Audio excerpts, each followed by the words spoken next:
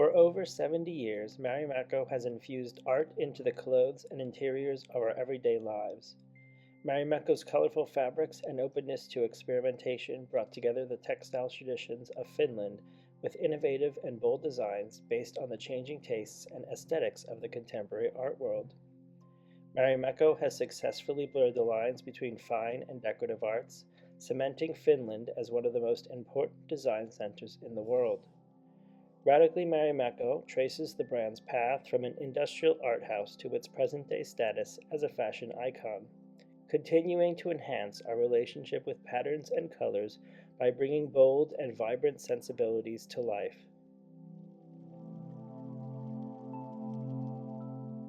Ratia first began her studies in design and textiles before World War II. She attended the Institute of Industrial Arts in Helsinki after living her whole life in a largely rural area. Ratia realized that starting her own company would be a more fruitful enterprise, so she founded Marimekko in 1951. The name Marimekko comes from the combination of the Finnish name Mari with Mekko, which means dress. Maija Isola attended the Institute of Industrial Arts between 1946 and 1949 and studied under artist and professor Arttu Brummer. After winning an award for printed fabrics at the school, Isola began working for Ratia to design and produce printed textiles. Like many artists, Isola had a strong personality and aesthetic vision. On several occasions, Isola and Ratia had disagreements, one of which resulted in Isola working as an independent artist for Marimekko instead of being directly employed by the company. However, her output did not diminish. Between 1949 and 1987, Isola produced 533 designs for Marimekko both as an employee and a freelance artist. Her iconic Unico poppy print, seen here in purple, demonstrated her visionary forethought but was in direct opposition to Ratia's distaste for floral patterns. The 1960s became the flower power generation and pop art became increasingly popular. Though Ratia disliked floral prints, Isola's Unico pattern has now become the brand's de facto logo and continues to be admired by consumers and Marimekko enthusiasts.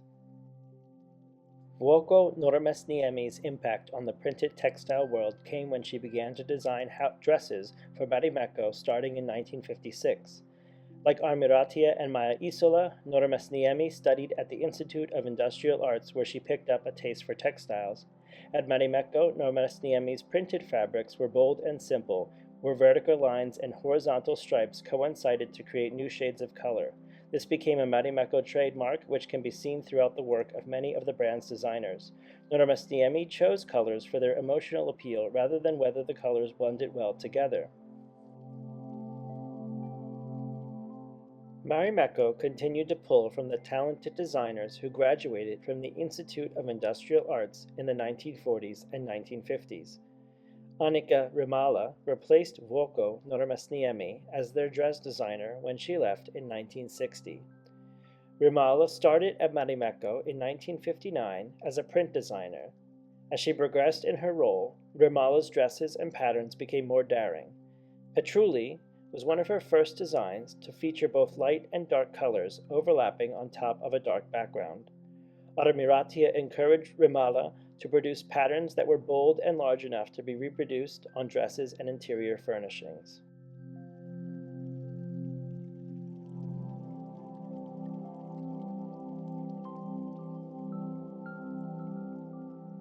America's introduction to Marimekko began with 2 cardboard boxes arriving in Cambridge, Massachusetts in 1959.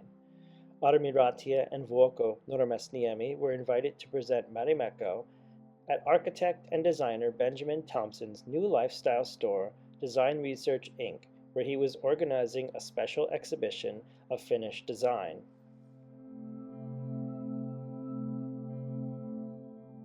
Design Research Inc. began in 1953 in a small 19th century storefront in Harvard Square. Its initial purpose was to bring Scandinavian design to America, which Thompson found on numerous trips to Europe. Thompson's philosophy for the store was to present household goods and accessories in small vignettes so that consumers could see how the products could be used in their own home. Marimekko's introduction to America came on the heels of other Finnish designers and architects establishing their work in the United States. At the Cranbrook Academy of Art, president and architect Ilio Saarinen presided over a whole host of artists, including fellow Finns like textile designer Marianne Strangle and ceramicist Maija Grotel. With a foundation of Finnish influence throughout American academic institutions and home stores, Marimekko was poised to make a colorful splash with design-conscious Americans.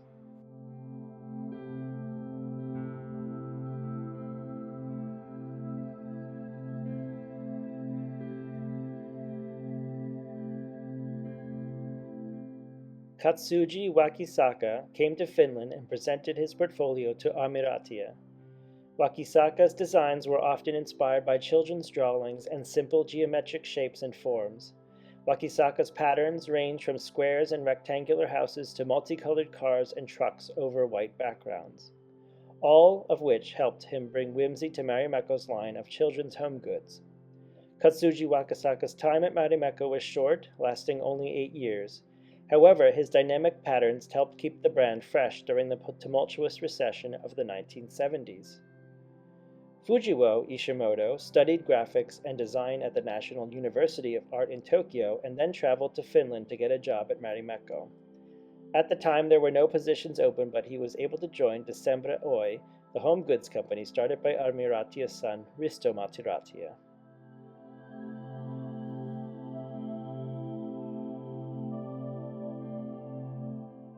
What made Marimekko radical? First and foremost, Armiratia. Ratia was a utopian dreamer. She believed in treating her employees and artists with respect and dignity. The company was almost entirely run by women. Marimekko provided amenities and benefits for its employees, including a day spa, sauna, child care facilities, and coffee and refreshments throughout the day. Artists continually owned their work and were included in the decision-making process for how their designs were used. Ratia's utopian ideals were woven into the very fabric that made up each Marimekko ready-to-wear piece.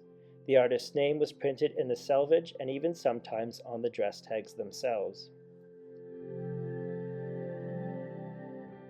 The brand was worn by students in May of 1968 who were protesting the economic and political changes in France, as well as by students in America fighting for civil rights.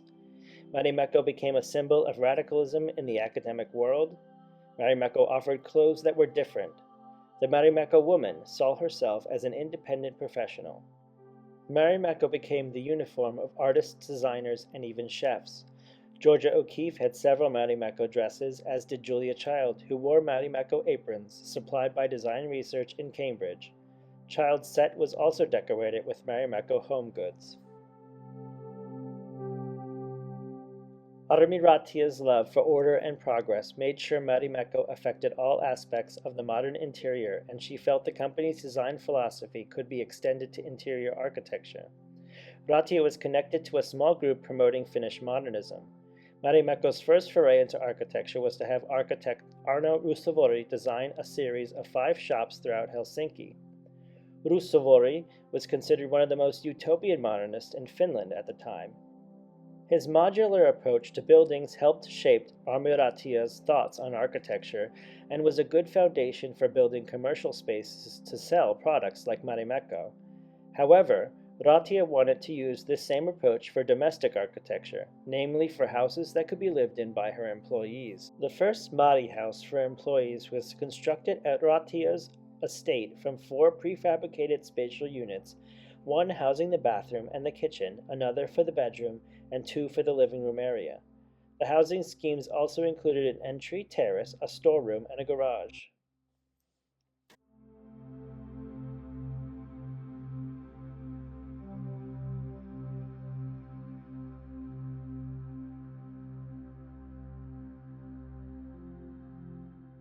In 1968, the Mari sauna was developed on the heels of the Mari house when architect Arno Ruusuvuori designed a sauna for his parents. The Mari sauna was marketed as a prefabricated sauna with 3 sections, an outer terrace, a changing room, and a steam room. The sauna was to be available even in the US markets.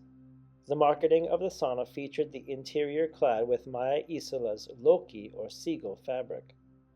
The material was weatherproofed pine with painted or weatherproofed pine paneling.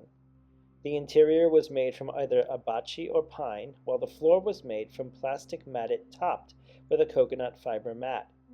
This was the last collaboration between Marimekko and Ruusuvuori. Aside from the prototype, there were only 2 saunas sold, one in Finland and one to the managing director of design research to market in stores.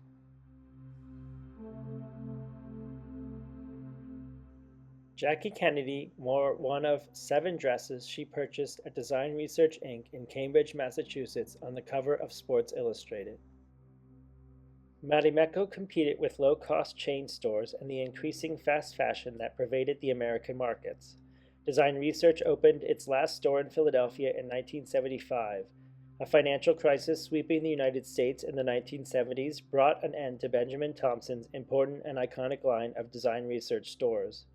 The death of Amiratia in 1979 and the closing of the last Design Research store signaled a monumental shift within Marimekko.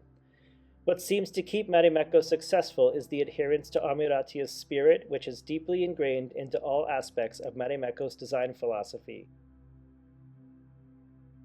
Marimekko continues to expand and make changes to its business model, but it is forever grounded in the cities, towns, and countryside of Finland's past and present.